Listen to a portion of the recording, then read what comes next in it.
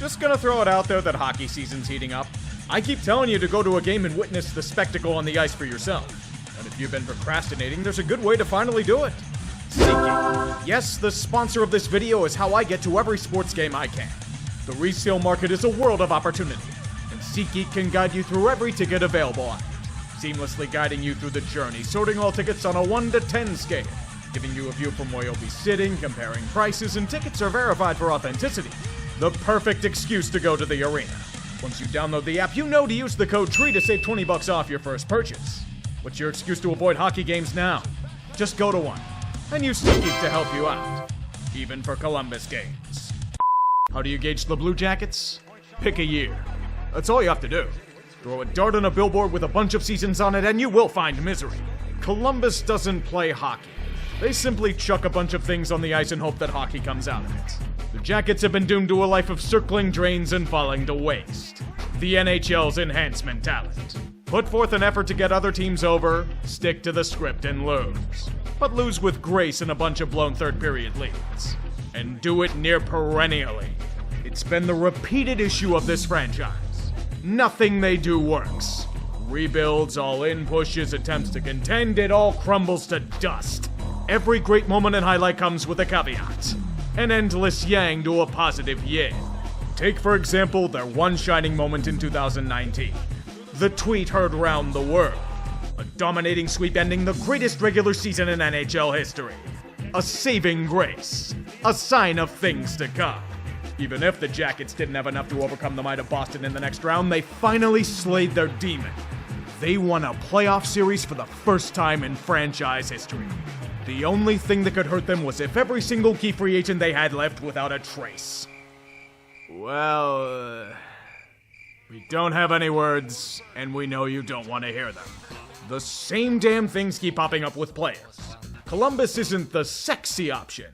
It's a city that lives in the shadow of big brothers on both sides. There's only one religious talisman here, and it's a Buckeye. The Blue Jackets offered Panarin more money than the Rangers, and he still spurned them for the big city life. Josh Anderson only wanted a one-year deal here, which honestly allowed them to dodge a massive bullet that hit Montreal. Same goes for Seth Jones, who requested out for a massive overpayment in Chicago. And this is just continuing the list of defectors from years past. It's agony when you can't build anything sustainable. In this revolving madness, a prayer was thrust into the cosmos. All the Jackets needed was one player to choose them. One player to say, I want to join Columbus. Then they'd finally break out of this hellish carousel. A franchise finally validated with one stroke of a pen. The initial flurry of moves, none more interesting to me and I think to many across the hockey world, is that of Johnny Gaudreau leaving Calgary for, of all places, Columbus. The wish was granted. A star player chose Columbus. Johnny Hockey signed with the Jackets, and he took less money here than other teams were offering. Holy shit.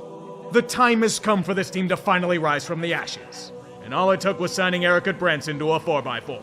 What can I say? Better narrative than allowing his family to come to more games. Yet even then, for the greatest blessing bestowed on this franchise since being born, it's been a colossal disappointment. The caveat to a highlight. A deep inconsistency that teases Columbus of his talents but offers nothing sustainable. I know there's going to be a guy in the back saying that Gaudreau's more of a playmaker, and you're correct. But to the point of having no goals in October? 8 goals in 55 games? He's been a very hot and cold player in his career, sure, but this is ridiculous. His defensive analytics have fallen off a cliff. The dude suddenly can't finish anything. He's been benched for poor performance in his time here. It only goes to show one thing. The Jackets wish for everything on a regenerating monkey's paw. Don't forget Columbus managed to keep Patrick Laine around as well, yet even that's backfired on them. He's been cursed with injuries. Every chance he has to blossom into a core contributor, the gods strike him down for a fortnight. Either by concussions, other ailments, or checking into the NHL's player assistance program to overcome personal demons. But there is Zach Werenski. He has fulfilled expectations of his mighty contract. Whenever he's on the ice, injuries have battered him down as well. I just don't get one thing. You have massive holes to patch on team defense and you bring in Damon Severson and Ivan Provorov? 2 guys not exactly known for their defensive prowess? Columbus's only defensive D-man right now is Goodbranson. You brought those 2 in, yet have no room at the NHL level for the likes of David Jiricek. You know, the kind of guy the Jackets need to develop? No wonder why he's pissed. He's caught up in a logjam. And at least that's tame in comparison to goaltending. Jonas Korpisalo got shipped off along with Vladislav Gavrikov for more futures at the deadline last year. So the shit show back there has gotten even more unstable. Mainly hoping that Daniil Tarasov can make a save in traffic, and Elvis just hasn't been the same since Matis. He needs a change of scenery. For his own sake. It's a team in such disarray that their all-star representative was Boone Jenner. Don't get me wrong, Jenner's a solid player, but he's never eclipsed the 50-point plateau in his career. This is really the best they have to offer? Sad thing is that this miserable season is eons better than last year was. Everyone and their mother hasn't had their legs lobbed off to injury. Look at the lineups they were trotting out in the final games of 2023 and be in awe at how deep they had to reach in the minors for bodies. Yet it ignores what's probably been their biggest issue these past few seasons. And that's coaching. Under John Tortorella, you know what you're getting. He's a great coach if you want to build structure and drill a young team into becoming an effective NHL unit. But like all coaches, his message loses power and effectiveness. While he was one of the best coaches in franchise history, he was past his expiration date with the Jackets. It happens to everyone, don't be too worried, it was time for both parties to move on. Only problem is that Columbus is chosen very poorly after the fact. Promoting his assistant Brad Larson makes perfect sense in theory, maintaining the culture built while being more of a player's coach than Torts. Perhaps too much of a player's coach, to the point where a lot of things were starting to slip through the cracks. It affected the team performance on top of a metric shit pile of injuries, and it was obvious Larson was overmatched in his role. So he gets canned to hell and a new search begins. It was critical they needed to learn from the mistakes of the past. Columbus needs a veteran hand to guide them through this time. They hired Mike Babcock. Excuse me, I just burned some of the lining in my esophagus. So you're telling me that the taste of Brad Larson's passive pushover coaching style was so awful that the answer was to bring in a dinosaur? One that eats its young and kicks them from behind the bench? It wasn't if he was going to be an embarrassing failure, it was when it was gonna happen. Oh boy, kids, here comes the asteroid to kill off the Babcockosaurus Rex! He should be noticing it, but he's too busy looking at the pictures on players' phones. He denied it was for control. Boone Jenner came out and defended him. They said it was to bond with the players and the families they had. It was part of his evolution as a coach, the genesis of a kinder, gentler Babcock. And he overcame this early adversity by turning tail and fleeing the sea. He was in Columbus for 78 days. The dude didn't even make it to training camp. You got the hire wrong, Columbus? No fucking shit! So now they're stuck with an assistant of Brad Larson's whose effectiveness as a coach is still to be determined.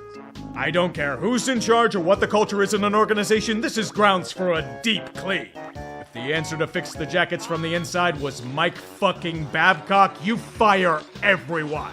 Start swinging the axe around and take out anyone in your path. This doesn't show sound logic, it reeks of desperation and outdated thinking. Speak about the pains to build culture and pride, but what have they really built? A second home for Pittsburghers when the Pens are in town? A purgatory for prospects to serve their mandatory sentence to the motherland? Everything they have tried has blown up in their face. And Jarmo, I get what you tried to do here. He had a Herculean task trying to reanimate this rotting carcass, but Kekalainen couldn't turn water into wine. It only withered and wailed in woe. And that's why he got decapitated by said axe. Like with Torts, it's not really you, man, it was just time. So why's John Davidson still here? Don't give me the whole loyalty thing. He jumped ship to a better opportunity the first chance he got like many before him. Only difference was that he failed with the Rangers and had to come crawling back on his hands and knees while Columbus gave the Thanos speech. Unfortunately for the Blue Jackets, it seems like they can live with their own failure. They've been living in it for decades. My question is how much longer are Jackets fans going to tolerate it? They love their team. They put up with a lot of shit from the franchise, but I think they have much greater expectations than being a doormat for everyone else. And it's not just them. Team ownership sitting around pissed and frustrated like anyone else that follows this franchise on a surface level. I don't even hate the Jackets, I just feel bad for them at this point.